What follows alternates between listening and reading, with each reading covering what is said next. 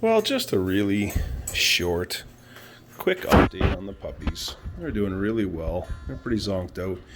We decided to give them their first deworming today so that we had plenty of time to give the second one before the puppies go to their new homes. And as you can see, it makes them very tired. And but they're doing really well, really well. And Ginger has been putting on some weight, which is fantastic. Ginger's puppies are they're zonked out now too. But as you can see, we now have them completely transitioned to full dry puppy food, and they're gaining weight quickly now, and they're drinking fresh water. The mothers are almost completely done weaning them, and they're happy and content. Initially, when they start weaning, they cry quite a bit and they complain, and I think mostly it's just missing, they like being with their mom. But now that they're transitioned to the dry dog food, they're not hungry, so that goes a long ways. So I'm just going to show you a few things, just so you know as you prepare for your puppy. This is what we're feeding them. It's just Purina puppy chow, and it's the right one when you see the golden retriever puppy on the bag. That works, and it's not maybe the highest quality stuff out there, but it's not by any stretch the lowest quality either. We do not ever ration our dogs food. I don't believe in doing that. It causes food anxiety in dogs, and I can tell you a little bit more about that another time. For the adult dogs, we do pedigree, large breed adult dog food. Again, it's the right one when it has the golden retriever on the bag. Pretty simple. That tells you how popular that breed is when it's on the bag of all the dog food. So we keep I don't know if you call it a weekend waterer. Here, I'll zoom in a bit. It holds about 2 gallons of water, or is it 3 gallons? And if the water doesn't get dirty, it'll last for a puppy for days and days, and for an adult dog, it's good for 2 or 3 days. We don't usually wait that long to change it. We change it basically every day. But the reason we like those is because if you use a water bowl, something like, let's say, this, or something maybe smaller, they go through that a couple times a day, and it's just not enough. So basically, unlimited food, unlimited water. We do it for all the dogs, the puppies and the adults. We've never had a problem with obesity or any of our dogs being overweight or gaining weight or being unhealthy. They're all very active. What we have found is if you ration the food, the dogs get anxiety, and that leads to other behavior issues. So there's different schools of thought out there. This has been working well for us for 8 years. Longer, sorry. We've had dogs for 20 plus years, but we've never rationed the food, and this works. So it's hard if you get a dog that has been food rationed. It's a bit of a process getting them used to non-ration food, and we've been down that path. We know how to do it, and if anybody wants to know, we can talk. But the puppies had their first deworming today, and they will have their second one in 2 weeks. So when you get your dogs, your puppies, you should be good for the next 6 months. One of the things that we're learning, and we've learned, and this is important, you want to do your deworming every 6 months for the life of the dog. We haven't always done that, and it's a more common issue than people think. It happens. It's just a reality. One drop of water on a blade of grass can hold between 10 and 20,000 roundworm spores or eggs. 20,000 in one drop of water. And when you're walking your dog out in nature or at a dog park, you'll see they chew grass a lot. Never mind the many other things they pick up off the ground, sticks and whatnot. And there's a lot of dew and water out there, and they're going to get them. If you deworm every 6 months, you'll never notice they had them. Adult digestive systems they process and they digest so fast, it's in and out, and they usually don't end up with any of the symptoms of worms. But it can happen, and it happens to adults once in a while. So it costs like $15, or at least $15 to $30 to deworm your dog. Do it twice a year, and you'll never have an issue. Sorry, I'm not a real familiar YouTuber, so I forget to look at the camera a lot. I usually look at myself on the phone, and it's beside the camera.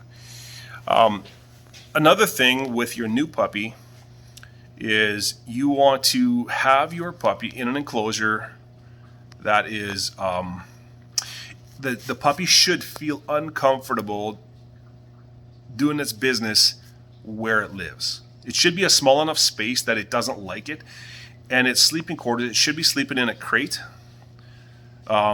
every night for the first, I don't know, let's say 6 months. Very important, crate train your dog. Even if you live out in the country, even if your dog is going to run free, very important, crate train the dog. They need to be familiar with that so that when you go on a vet visit or if you have to travel for any reason, they're not screaming from the crate. And it's just simply, even after you take the door off the crate, they will find comfort. It's a safe place. So crate train your dog, and we can talk again more about that. But you want to do that. You want their living space to be small enough that they don't want to poop anywhere near where they sleep. And so those are sort of some of the basics, but you want to have a crate. You want to have a pen that's probably about twice the size of the crate, no bigger than that. Well, not much bigger than that. And again, it depends if the dog's in the house, living in the garage, living out in the yard. There's many, many different ways to do this. For us, because we're out in the bush, we don't house train any of our dogs. You don't have to house train a golden retriever if it lives outside for the first 6 months of its life. If your retriever lives outside for the first 6 months, it will never have an accident inside your house. They're very, very intelligent, and they know you don't poop in the house. But if they're a puppy and you start them off in the house, they have no choice because they don't know anything yet. By 6 months, they'll figure it out, whether you train them or not. It's just, we don't have to have our dogs in the house for the first 6 months, so we never have to train them. So we can talk about more if you have any more questions about that. I hope I'm being clear. If the dog's going to be an indoor dog, you're going to have to paper train and house train, and there's a process to doing that. It's not that difficult. It doesn't actually take that long. They want to please. They're very eager to please. But you're going to want to have a good selection of really sturdy chew toys on hand. They will chew, and a lot of people are caught by surprise. I've had thousands of dollars of shoes and extension cords destroyed by dogs. And I blame the one dog, but you've got to have things that you don't mind them chewing on, and they will learn very quickly what is theirs, and they'll stick to it. Little Millie here, well, she's outside now, she figured it out pretty quick. She's mischievous. She likes to grab stuff and run away with it so that you chase her. But she doesn't chew on it. She knows better. So very important, have lots of sturdy things. You know, a hockey puck, a lot of the chew toys at a pet store. The Dollarama stuff that doesn't last very long. Tennis balls don't last very long, but you can buy them 3 for $2 at Canadian Tire. So we give them lots of tennis balls. And it feels good in their mouth, and it's great for a teething dog. We could go a lot of different directions. This could easily be a 2-hour video. I'm going to keep it pretty short, but just as you're preparing for your dog, you're going to want to have a crate, some kind of an enclosure, and it's got to be a pretty big crate because they'll fill it fast. You want a big crate, like a 2-foot by 2-foot crate. And I can send you, I don't have any here right now, but I can send you a picture. I can post it another time. Lots of chew toys, the puppy food. And, as I think of more things, I'll let you know. But yeah, Puppies are doing absolutely fantastic. Another look at them here before I conclude this video. But I like how they sleep on a pile. And for those that are from here in Manitoba and have been able to come and visit, it's been such a pleasure for them to meet their little pups. And it's always fun. It's always fun. But I'll tell you what, they're gaining energy every day. They're growing every day. They're happier every day. We went through a stage, I'm going to call it the colicky stage, where as the mother were weaning them, and they hadn't yet fully transitioned to the dry dog food, they were hungry and they cried a lot. And we're completely through that now, and they're very, very so it's been going very well. So appreciate your patience. I mean, not that we can do very much about it. We have to wait. We have to wait for the puppies to grow up so that we can give you your dog. But appreciate your patience, and looking forward to meeting a bunch more of you as we go. You know, if there's anything specific you want to know about, or you want to see, if you have any questions, please shoot me a text, throw something in the comments, email, whatever, and I will certainly respond. Thanks, guys. Have a great weekend. We'll talk to you soon.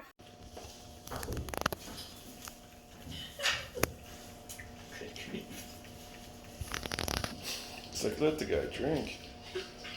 You don't want to be at that end right now. Trust me. Sam.